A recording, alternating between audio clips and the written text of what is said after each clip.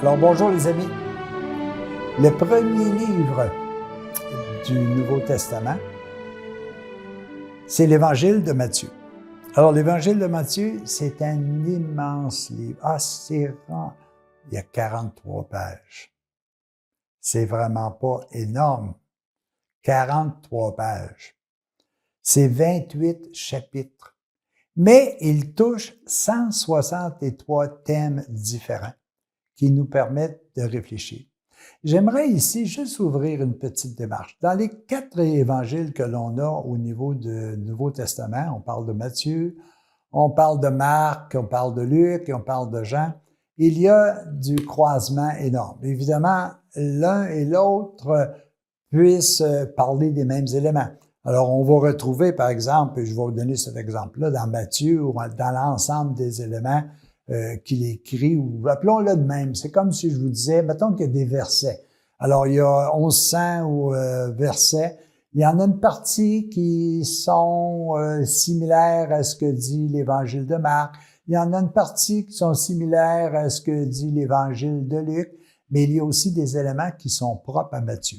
Et dans le cas de cet aspect-là, au niveau de Matthieu, il y a 35% des éléments que d'autres ne parlent pas, puis que lui nous amène comme élément de réflexion. C'est la même chose que l'on a avec Marc, c'est la même chose que l'on a avec Luc et avec Jean. Dans le cas de Matthieu, ce n'est pas l'évangile la plus lointaine. Marc est la première évangile. Mais c'est un des évangiles, Matthieu, qui est un collecteur d'impôts, qui est une personne. Écoutez, je vais vous dire quelque chose d'assez intéressant que l'on voit dans les Écritures.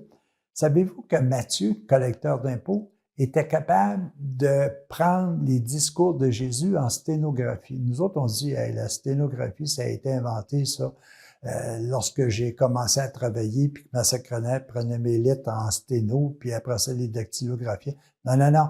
Notre ami, le collecteur d'impôts, qui s'appelait Matthieu, quand il rencontrait des gens qui leur devaient, il prenait en sténo. Alors, quand il a rencontré Jésus, il a pris les discours de Jésus en sténo. Donc, c'est l'Évangile qui nous rapporte davantage le libellé des messages que Jésus nous amène. C'est intéressant. Et pourtant, on se dit, hey, vous voyez, écoute, Matthieu n'a pas inventé la sténographie, mais aujourd'hui, on a l'impression que c'était quelque chose qu'on a appris à l'école lorsqu'on avait tel âge. Alors, tout ça pour vous dire qu'en réalité, Matthieu est peut-être l'élément qui nous amène peut-être les discours les plus précis sur ce que Jésus a voulu nous enseigner. Alors ça, c'est important. Maintenant, comme je vous disais, est-ce que c'est Matthieu? Est-ce que c'est la descendance de Matthieu qui l'a écrit? À quel moment ça a eu lieu? Ça, moi, je veux passer rapidement là-dessus parce que je me dis c'est pas ça qui est important. Mais ce que je vais faire avec vous, je vais survoler rapidement les 28 chapitres, puis je vais vous dire qu'est-ce que moi, ça m'a donné que de rencontrer Matthieu et de rencontrer la parole que Matthieu nous a. Je vous donne des exemples par rapport à ça. Évidemment, comprenez, là, il y a 40 pages, c'est pas gros. Mais je vais vous donner un exemple. À un moment donné, dans le chapitre numéro 1, puis là, je précise, chapitre 1, puis lui, il y en avait quoi? Il y en avait 28 chapitres, là. Il nous parle de l'ascendance de Jésus. D'où vient Jésus? Et savez-vous une chose? La question que moi, ça m'a amené à me poser, c'est, oui, c'est bien beau, on connaît qui a précédé Jésus, mais est-ce que moi, je suis descendant de Jésus? Ça, cette question-là, je me l'ai posée. Est-ce qu'on dit que Jésus, c'est le Fils de Dieu incarné? Est-ce que moi, je suis le Fils du divin? N'est-ce pas ce qu'on a dit? Vous êtes tous enfants de Dieu. Et ça, c'est bizarre, hein, parce que c'est le premier élément, et moi, ça m'a amené ça comme réflexion.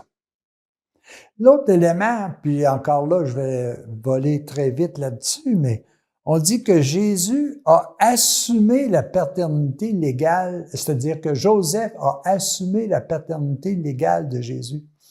Est-ce que moi, j'assume ma parenté avec Jésus? Est-ce que moi, je suis prêt à assumer ma parenté avec le divin qui est à l'intérieur de moi? Matthieu, là-dedans, là, quand il pose la question puis qu'il nous amène les éléments, c'est directement aujourd'hui que ça m'amène à dire Oh, peut-être que je devrais juste réfléchir à ça. Et combien d'entre nous n'ont jamais réfléchi sur le fait qu'il y avait à l'intérieur de nous le divin? Et pourtant, tous, on veut aimer et être aimé. Aimer, c'est le divin. Quand j'aime, je fais un acte divin. Si je veux être aimé, c'est parce que j'ai commis des actes divins. Alors ça, c'est important pour moi, puis c'est drôle, ça m'a réveillé d'une façon assez importante. Est-ce que moi, j'assume ma parenté avec le divin? Dans Matthieu, on en parle. Et là, écoutez, je suis vraiment rendu au premier chapitre. Si je continue, on parle dans le deuxième chapitre, je ne les ferai pas tous de même, là, mais on parle de la visitation des mages. Est-ce que moi, je suis un visiteur de ceux et celles qui ont besoin de recevoir de la visite? Les mages sont partis de loin pour aller rencontrer un enfant Dieu. Est-ce que moi, je suis prêt de partir de chez moi pour aller rencontrer un malade qui est aussi l'enfant de Dieu, d'aller rencontrer un vieillard qui est aussi l'enfant de Dieu? Voyez toute l'importance de ce qui existe à l'intérieur de ces évangiles-là. On a fait à peine 2 chapitres, là. Et énormément d'informations nous est amené. Une autre chose, on dit que, à un moment donné, un peu plus loin, je ne passerai jamais à travers, là, je suis rendu au chapitre 3, et on parle de Jean-Baptiste le précurseur. Est-ce que moi, je suis un propagandiste de la parole de Dieu, de la vérité, de l'amour? Est-ce que je me suis donné comme mission, comme Jean-Baptiste a fait, de dire aux gens, faites donc tout ce qui est en votre possible pour être en paix, en joie, en bonheur? Est-ce que vous êtes capable de louer ce que vous voyez? Est-ce que vous êtes capable aussi de vous repentir de ce qui ne vous amène pas au bonheur? Est-ce que vous êtes capable de changer vos habitudes, de changer vos comportements, de changer vos pensées pour les axer uniquement? Et ça, là, c'est ce que faisait Jean-Baptiste. Est-ce que moi, je suis capable de le faire? On continue en disant, il y a aussi une période que Matthieu parle, c'est la tentation que Jésus a vécue au désert. Est-ce que ça vous arrive pas de vous sentir au désert, de vous sentir tout seul? Comment Jésus a réagi quand il était au désert? Comment a-t-il fait pour résister aux tentations qui lui étaient données? Il se basait uniquement sur la parole de l'amour, sur la parole de la paix, de la vérité, sur la parole de Dieu. À chaque fois que notre ami l'ombre est venu le tenter, si vous voulez, il a tout simplement répondu par une parole de Dieu. Est-ce que moi, lorsque j'ai des problèmes, est-ce que je recherche une solution dans la parole de Dieu? Une autre question. Il dit, je suis le sel de la terre, la lumière du monde. Je vois tellement souvent nos papes, par exemple, nos prêtres, de dire, hey, vous êtes le sel de la terre. C'est vous qui avez comme mandat de conserver la terre, de ramener la terre à Dieu. Vous êtes la lumière du monde. Vous êtes là pour faire rejaillir autour de vous ce qui vous habite, et ce qui vous habite, c'est l'amour total. C'est d'abord et avant tout l'amour. Est-ce que moi, je suis dans ce cheminement-là? Écoutez, les amis, on en a énormément. Je vais essayer de vous en donner un autre ici. L'efficacité de la prière que notre ami Matthieu nous dit dans les... Écoutez, je ne sais pas si je vous l'ai dit, mais il y a 168 thèmes que Matthieu touche. Puis, c'est 47 pages. Alors, il a pas fait une dissertation, il a pas sorti comment je peux dire, un doctorat de 3 volumes pour expliquer l'efficacité de la prière. Il a dit quelques phrases sur l'efficacité. Est-ce que moi, j'ai mis en marche la compréhension de l'efficacité de la prière, de l'efficacité de ma demande? Est-ce que ce que je demande est bon? Est-ce que ce que je demande est utile pour moi et ceux qui m'entourent? Et est-ce que j'ai la puissance, la force, la pensée, la persévérance dans ma prière pour que cela se réalise? C'est ça l'efficacité de la prière. L'efficacité des prières, c'est pas de dire une série de choses l'un derrière de l'autre, puis on continue, puis on continue, on continue. Non, c'est de croire véritablement que ce que j'ai de besoin m'est utile et est utile aux autres. Et à partir de ce moment-là, je pense qu'on peut progresser d'une façon plus rapide. Oui, on dit toujours aux gens, quand ça va mal, il faut prier, mais pourquoi pas demander la paix dans un moment où nous sommes dans une situation? Et c'est Matthieu qui nous le dit aussi. Je continue avec d'autres choses. Les missionnaires seront persécutés. Est-ce que moi, l'exemple que j'ai posé à ce moment-là, c'est est-ce que moi j'ai peur de m'affirmer comme étant quelqu'un qui aime? Est-ce que j'ai peur de dire que ce qui m'entoure, la nature et autres, c'est tellement beau et pourtant j'ai rien fait pour? Est-ce que j'ai peur de dire aux gens, je me souviens un jour, moi j'étais en réunion puis j'ai mentionné aux gens que je disais mon chapelet tous les jours.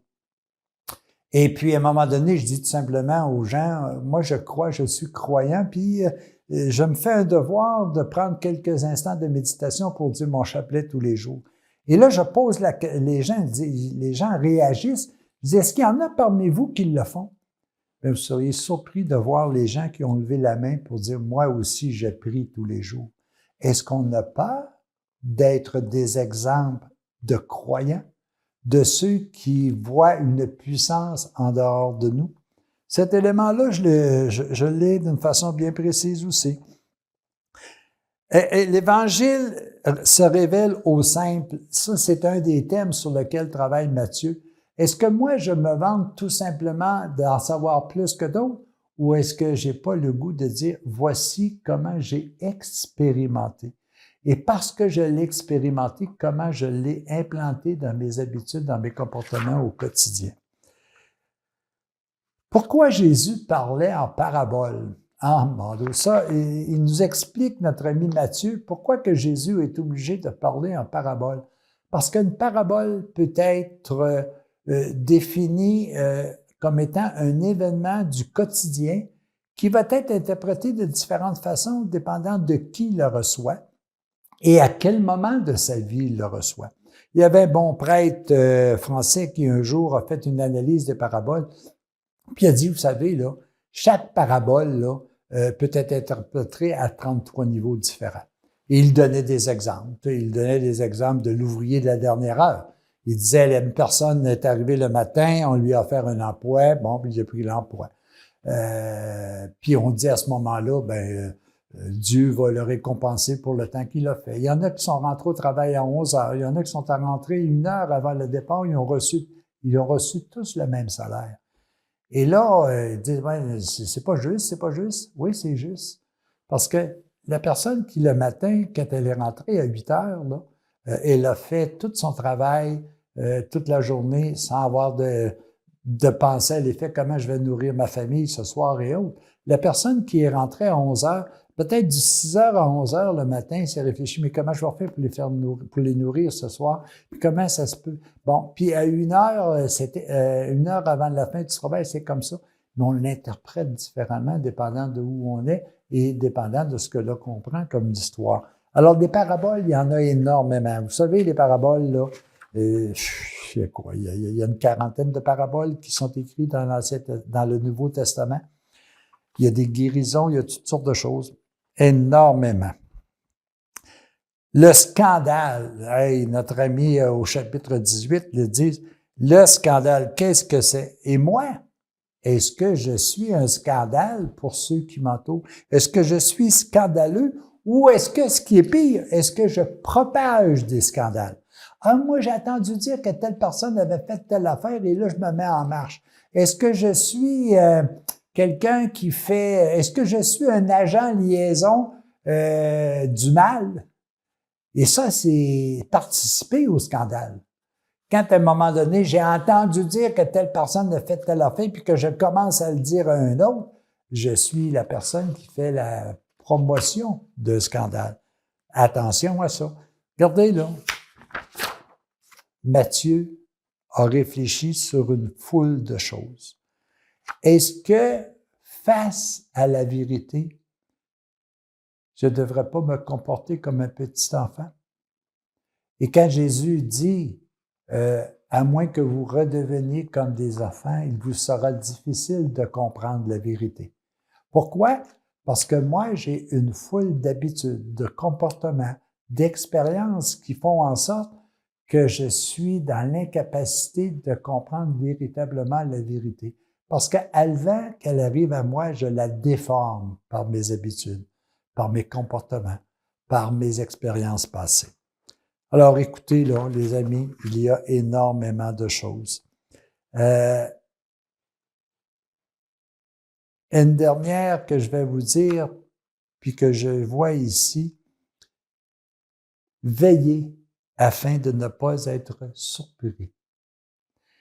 Dans les Écritures, on dit souvent « veillez afin de ne pas entrer en tentation ».